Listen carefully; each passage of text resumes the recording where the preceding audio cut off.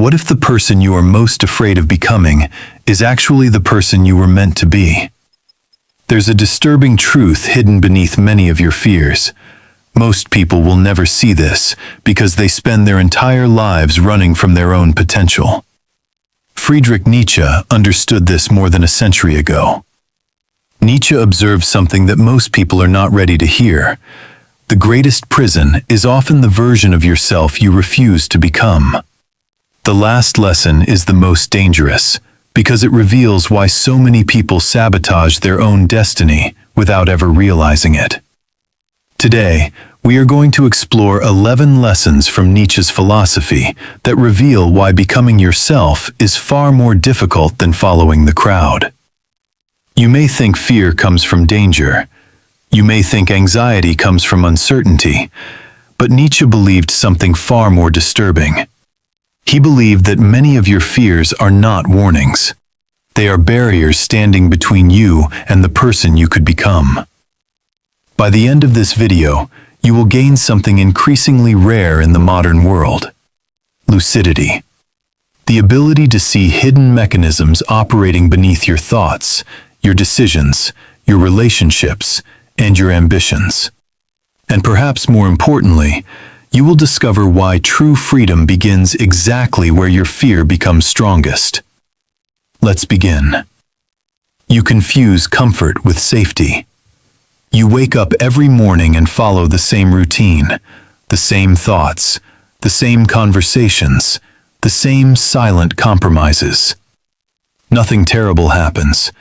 Nothing extraordinary happens either. Years pass. Your life becomes predictable, manageable, and numb. Nietzsche observed that human beings often mistake comfort for security. According to him, what feels safe is frequently the very thing preventing growth. Instead of seeking challenge, you seek familiarity.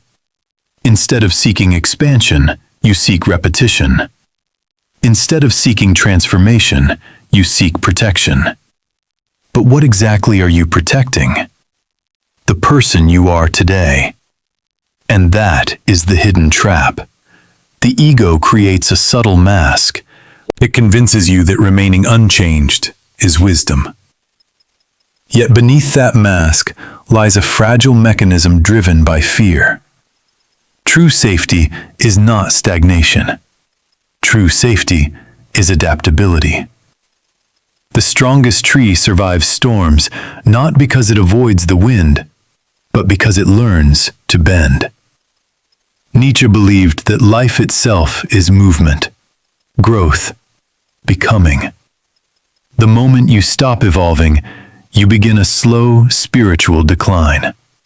Not visible from the outside, silent, hidden, dangerous. You fear judgment more than regret. An opportunity appears before you, a new career, a difficult conversation, a creative project, a chance to reinvent yourself. You immediately imagine what people might say. What if they laugh? What if they criticize? What if you fail publicly? Days pass, then weeks. Eventually, the opportunity disappears. Yet something remains: regret. Nietzsche observed that most people do not live according to their own values. They live according to anticipated reactions from others. The crowd becomes a silent authority. The crowd becomes a mirror. The crowd becomes a prison. They don't ask what they want. They ask what people will think. They don't say, "This matters to me." They say, "Will this be accepted? Will this be approved? Will this be admired?" According to Nietzsche, this dependency on approval weakens the sovereign self. Because every major transformation requires temporary misunderstanding. The person becoming something new always appears strange to those committed to staying the same. The crowd often mistakes courage for arrogance.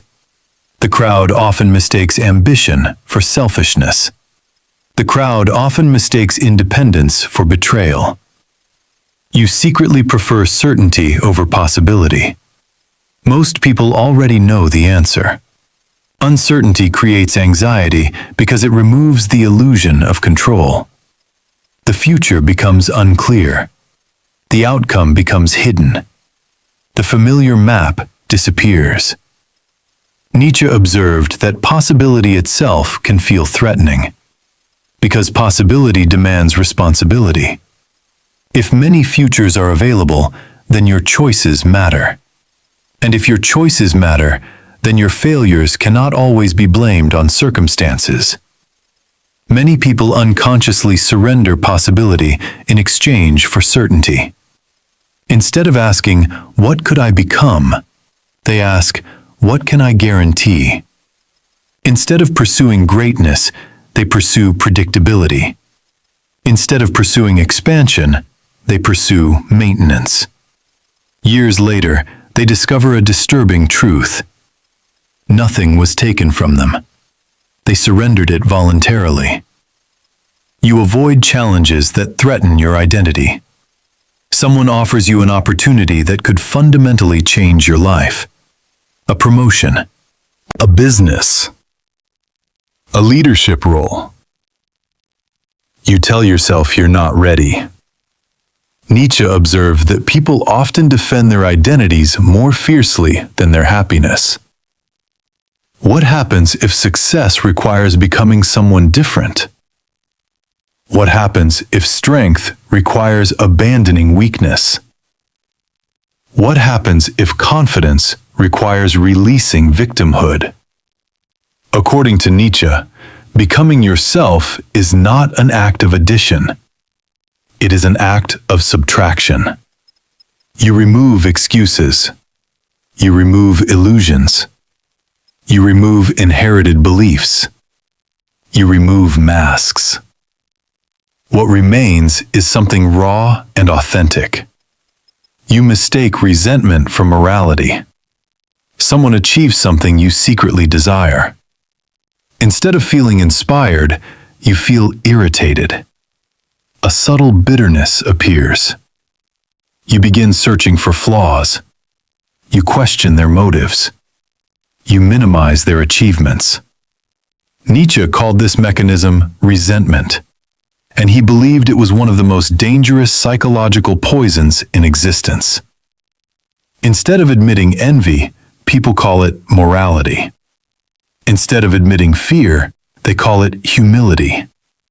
Instead of admitting helplessness, they call it righteousness. The failure becomes a virtue. The limitation becomes a principle. The weakness becomes an identity. You wait for permission to become yourself. You know exactly what you want. You know the decision that must be made. You know the direction your life should move, yet you wait. You wait for confidence. You wait for approval. You wait for certainty. Years pass inside that waiting. The sovereign individual does not wait for universal agreement. The sovereign individual does not require collective permission. The sovereign individual acts because action itself creates clarity. True confidence is not certainty before action. True confidence is trust developed through action. You become attached to your suffering. Many people begin with pain, but over time, pain becomes a story. Then the story becomes a role.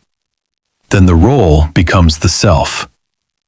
Nietzsche observed that suffering can become psychologically seductive, not because suffering feels good, but because suffering can provide meaning. It can provide attention. It can provide explanation. It can provide certainty. True healing is not merely removing pain.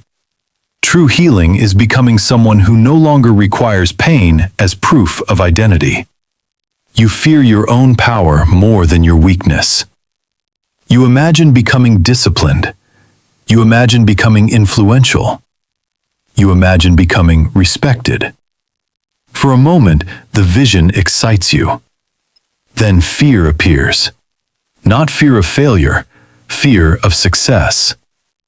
Nietzsche observed that weakness is familiar. Power is unfamiliar. Power removes hiding places. The mask falls away. The illusion disappears. You realize how much of your life was governed by fear.